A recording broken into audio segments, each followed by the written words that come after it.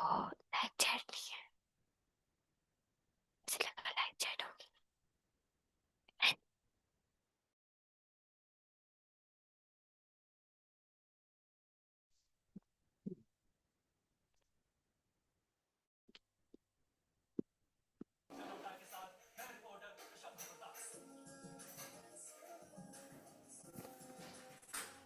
Assalamu alaikum class Juma Mubarak to all of you.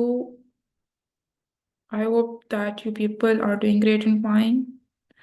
Class, let me know which model verbs we have basically covered. Like how many and which one, please. Anyone? Switch off your cameras and mics as well. How many model verbs have we covered and which one? Please let me know.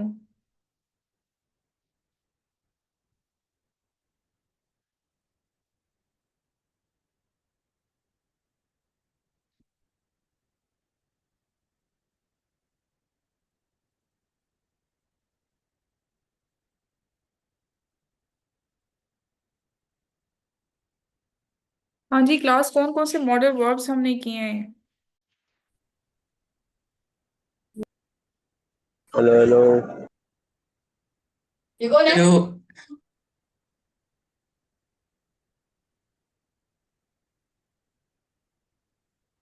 Hello.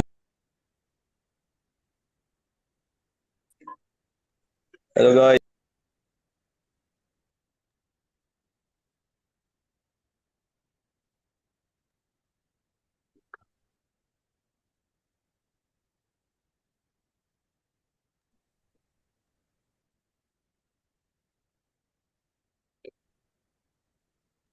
Hello noise.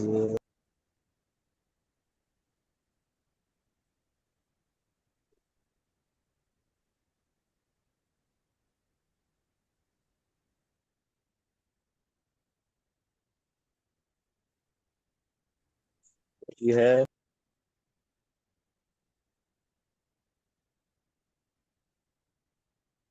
बच्चों को मैंने mute किया हुआ है, किसका mic on है मुझे जल्दी से बताएं। Yakub, Shahir,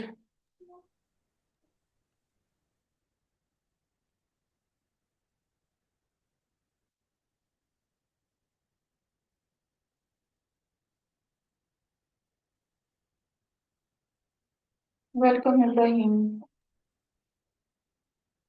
Vaniya is unmute, Vania okay.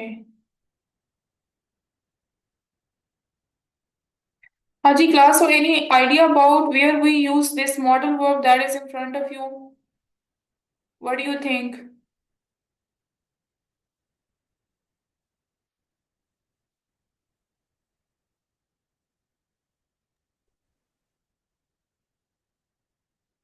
So class, we are going to talk about the first model word that is would, and would has basically some of the few purposes. The first and most important purpose of would is that it is used for polite request. Like whenever you are requesting somebody, but in a very polite and kind manner, we use this model verb. For example, would you like tea? Question mark. Or would you like this book? Question mark. Or would you mind closing the window? Question mark. Like जब आप किसी भी person को in a very polite manner request करते हैं, उसके लिए हम वुड की यूसेज करते हैं, but it is not use for when we are talking about request. ये आपके लाइक प्रेजेंट टेंस के लिए यूज्ड होता है। ठीक है, वुड का मतलब ये नहीं होता कि वुड का मतलब हमेशा यही होगा कि हम इसको फ्यूचर टेंस में यूज करेंगे। ठीक है, it is also used for a polite type of request. So any sentences from your side class of would?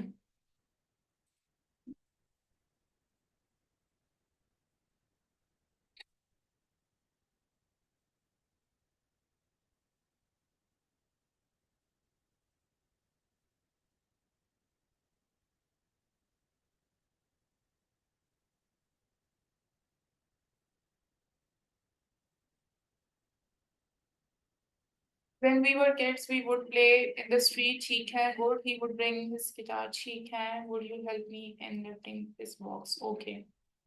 ठीक है. The next one, it's the next That would would you be go to fun. play? Yes, good. Next usage इस class के, ये तो एक बहुत ही polite request के लिए जब आप किसी को रिक्वेस्ट करते हैं तो यूज होते हैं. सेकेंडली, ये it is also used for habit in the past. ठीक है, अब आप लोग कहेंगे कि मैम वुड तो हम फ्यूचर के लिए यूज करते हैं, लेकिन would as a modal verb हम ऐसे एक्शंस या ऐसे टास्क के लिए भी यूज करते हैं जो हम सॉरी हैबिट्स के लिए यूज करते हैं जो हमारे पास्ट का बेसिकली पार्ट रह चुके हों. For example, he would walk daily.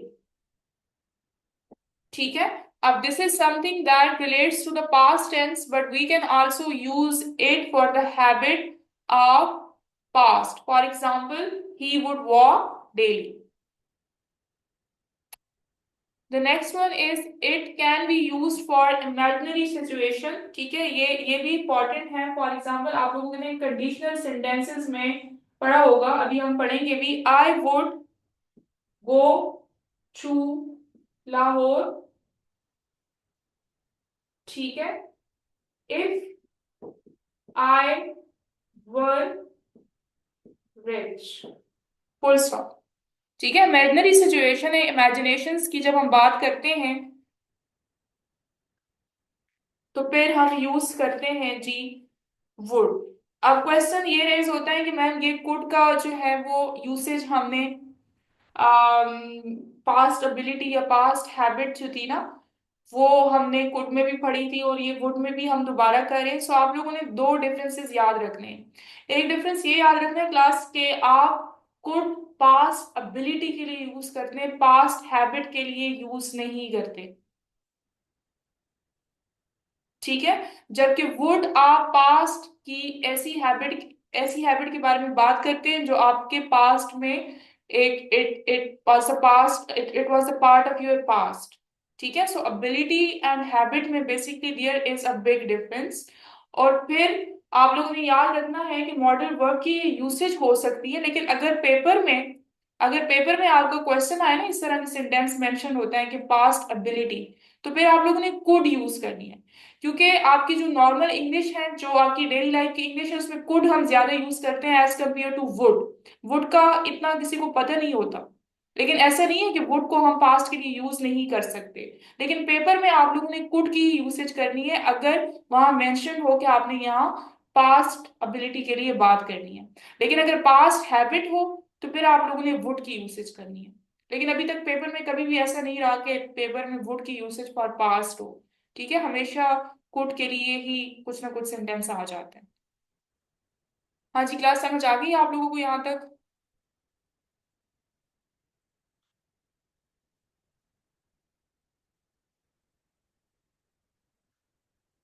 ठीक है, अब फिर ये सेंटेंसेस आते हैं कि जी जो आपका कुड है ना वो आप लोगों ने पोलाइट रिक्वेस्ट के लिए भी पढ़ा था. अगर आप लोग को याद हो कि जी could you please give me a book. ठीक है, could you kindly open the door. ठीक है, क्वेश्चन मार्क. तो अगर इस तरह के वर्ड्स है ना क्लास, प्लीज और काइंडली, और साथ ब्रैकेट में मेंशन भी किया हो कि पोलाइट रिक्वेस्ट, तो फिर आप लोग ट्राई करना कि कुड ही यूज करें. ठीक है, कुड ही यूज करें, क्योंकि ये वुड का भी इतना इतना ना स्टूडेंट्स को पता होता है और लाइक समहाउ इतना टीचर्स को भी नहीं पता होता. जो मोस्टली स्टूडेंट्स लिख रहे होते हैं वो उसी को करेक्ट कर रहे होते हैं, वो कोड कोड कोड कोड. ठीक है, लेकिन आप लोग वुड भी यूज कर सकते हैं. पेपर में आप लोगों ने ट्राई करना है कि आप लोग सिर्फ कुड की यूसेज करें. Got it?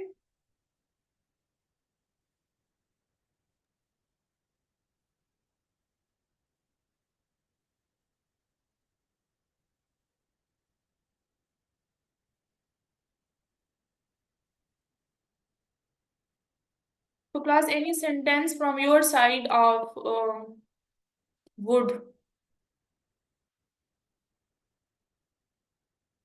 जहां आप लोग इसको यूज करें जी for imaginary type of sentence.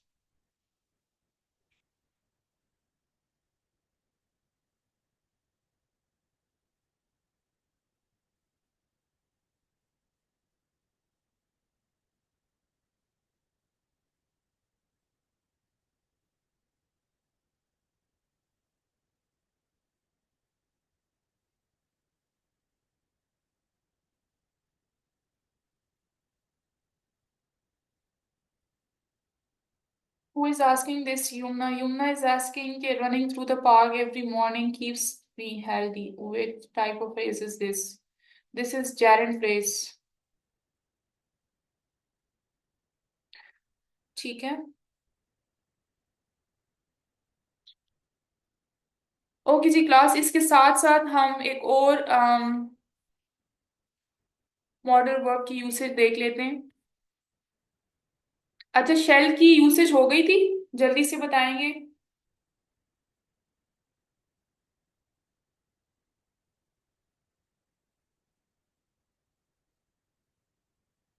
Shell class okay, I think इसकी यूसेज नहीं हुई. अच्छा, आज हम क्विज नहीं लेंगे, हमारा क्विज सैटरडे और संडे हुआ करेगा, ठीक है, क्योंकि ऑलरेडी 30 मिनट्स की क्लास होती है, so it becomes difficult. Thus the next one is shall. ठीक है, used के लिए, past habit के लिए used to be, yes yes हो सकता है. So it is mostly used for, इसका भी पर्पस कोई एक दो ही पर्पसेस है क्लास. पहले ये फ्यूचर इंडेफिनिट टेंस का हेल्पिंग वर्ब हुआ करता था. Now in modern English it is not used as a helping verb.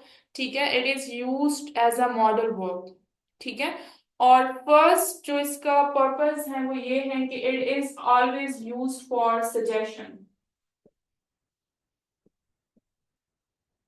ठीक है, और वो सजेशन मोस्टली आई और वी के प्रोनाउंस के साथ अगर हम करें सेंटेंस को यूज, तो फिर हम यूज करते हैं. For example, shall we begin,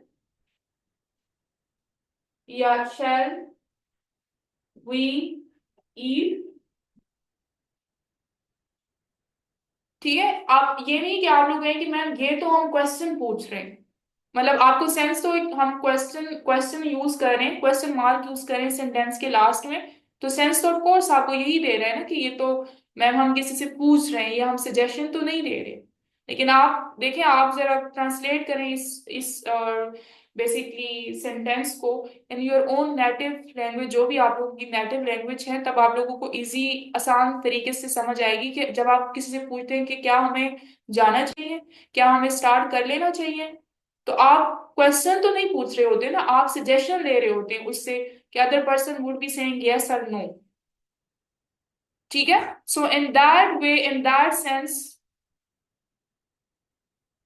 unmute. In that way, we use shall as a model verb.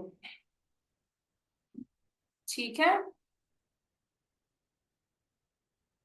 Yes.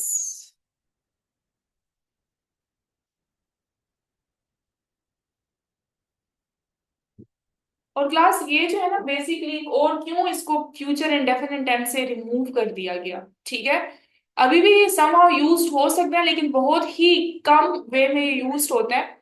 और इसको इसलिए रिमूव किया गया क्लास के, अगर मैं ये कहूँ ना कि I will buy a book, ठीक है, तो यहाँ मैं वेल की यूसेज कर रही हूँ, तो I am sure, I am certain of this thing कि I need a book, so I would be buying a book. मतलब मुझे कोई इसमें वो नहीं, अनसर्टेनिटी नहीं है, आई नो कि I have to buy the book. ठीक है, मैं बिल्कुल श्योर हूँ. तो हम वेल की यूसेज करते हैं. शेल की यूसेज क्लास आप फ्यूचर के लिए करते हैं, लेकिन ऐसे टास्क के लिए, ऐसे एक्शन के लिए करते हैं which you are not sure about. ठीक है, for example my friends, we shall see. आप टीचर से पूछते हैं कि मैम मेरे यहाँ मार्क्स जो है वो इंक्रीज हो रहे हैं, तो आप काइंडली मेरा पेपर देखेंगे, इसमें मार्क्स मेरे इंक्रीज हो रहे हैं, तो आपको अक्सर टीचर्स कहती हैं कि वी शैल सी, कि हम देखेंगे. ठीक है, आपका कल पेपर देखेंगे, अगर मार्क्स जो है उसमें इंक्रीज होते हुए तो हम कर लेंगे, नहीं तो नहीं. मतलब ना टीचर श्योर होती है ना आप श्योर होते हैं. ठीक है, तो वो हम तब शेल की यूसेज करते हैं जब कोई काम हमने फ्यूचर में तो करना होता है, but we are not sure. Got it. और ये आपके पेपर में नहीं आता, लेकिन जो रियल लाइफ डेली कन्वर्सेशन है इसमें हम यूज कर सकते हैं शैल को. कि आप फ्यूचर में, you are talking about something which is going to be happen in future, but you are not sure about that.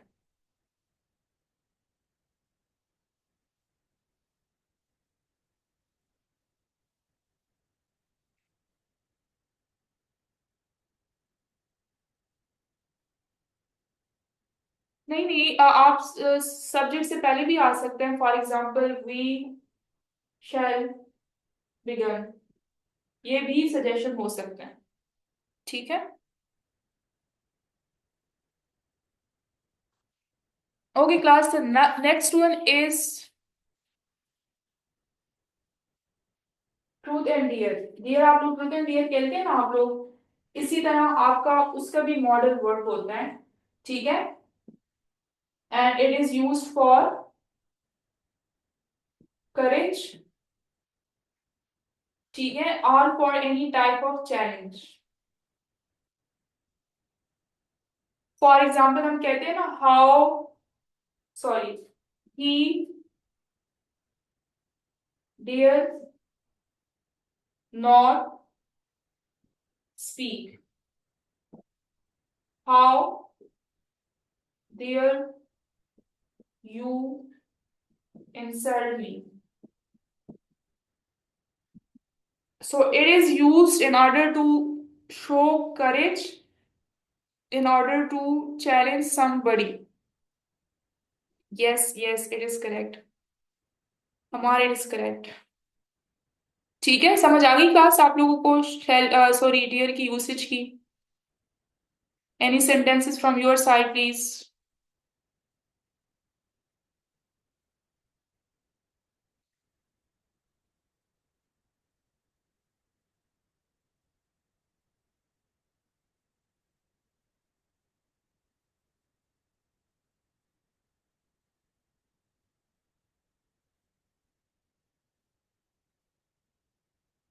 You dare not touch the alarm. How dare you touch me?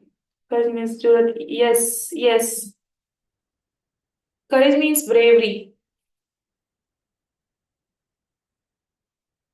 I dare you to remove all. Okay जी. अच्छा class, ये भी आपको objective में आ सकता है. वैसे तो हमें ऐसा लग रहा होता है ना कि यहाँ टू की यूसेज आ सकती हैं. For example how dare you, he dare not to speak. लेकिन जहां आप डियर की यूसेज करेंगे वहां आप टू की यूसेज नहीं कर सकते. ठीक है. He dare not speak, he dare, how dare you insult me, I dare you to get full marks in English, how dare you eat my biryani. ठीक है. So class, this was all for today. Let me know how many units of our textbook we have covered so far. Speak this offensive silence code.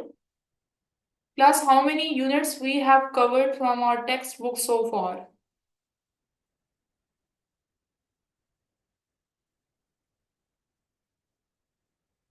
So please note down your homework for tomorrow. You have to go through the first page of unit number 3, whatever it is. ठीक है. I don't know it's name, but जो भी आपका unit number 3 है उसका first page की आप लोगों ने रीडिंग करनी है. Tomorrow we are going to discuss that unit during class, but with an activity. With वो मैं आपको बता रही थी कि आपने नहीं करना. ठीक है. Okay. You need to basically get the summary of that page कि उस पेज पर क्या लिखा हुआ है, क्या mention है. I would also be going through its explanation, but tomorrow we would be having discussion and you people would be speaking for at least 2 minutes. मैं किसी भी स्टूडेंट का नेम यहाँ अनाउंस करूंगी and he or she has to speak that whatever he or she has basically read. Inshallah. ठीक है. And it's not, I'm not expecting any perfect type of English from your side. Just speak whatever you want to speak, but it should be related to the topic and it should give me the idea that you people have gone through the reading of the page. ऐसे आप लोगों ने नहीं आना.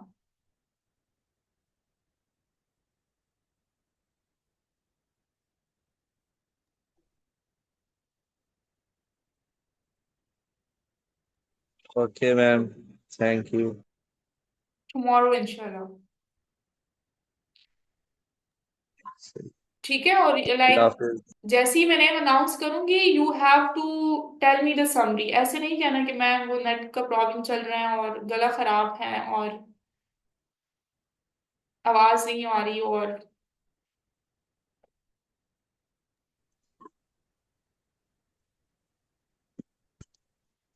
देखिए running through the park ये जैरन phrase भी हो सकते हैं और जैरन इज आल्सो कॉल्ड एज क्या कहते हैं एज अ नाउन फ्रेज जैरन को हम कहते हैं। अच्छा जी, ये अब स्क्रीन के साथ who is playing with the screen. ठीक है, रनिंग बेसिकली आपका एज अ सब्जेक्ट यूज हुआ है ना सेंटेंस का, एज अ नाउन यूज हुआ है सेंटेंस का, तो ये आपका noun phrase. But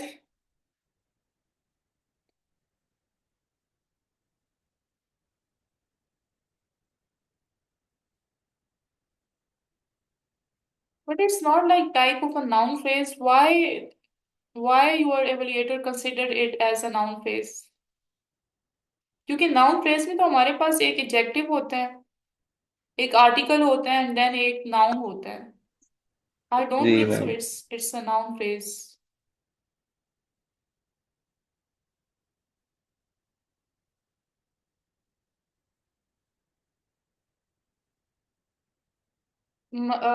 who is evaluator? Fatima और मनहिल। आई थिंक आप लोगों की मनहिल है। ठीक है, मैं डिस्कस करती हूँ उनके साथ, because I don't see any type of noun phrase in this sentence.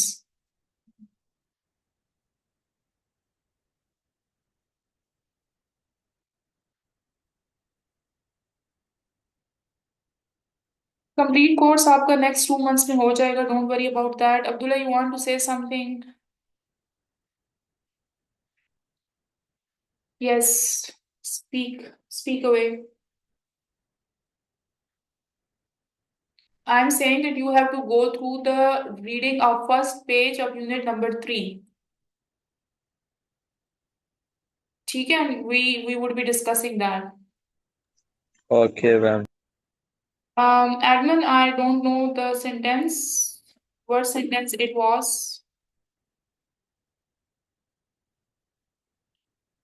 Running through the park, I don't consider it as an example of noun phrase.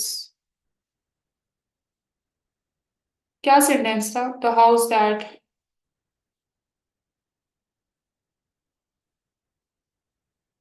No, I'm not talking about some speech. I'm talking about presentation. हाँ ठीक है, that can be the adjective phrase अगर उसमें relative pronoun used हो रहा है। Okay class, take care, then अल्लाह हाफिज।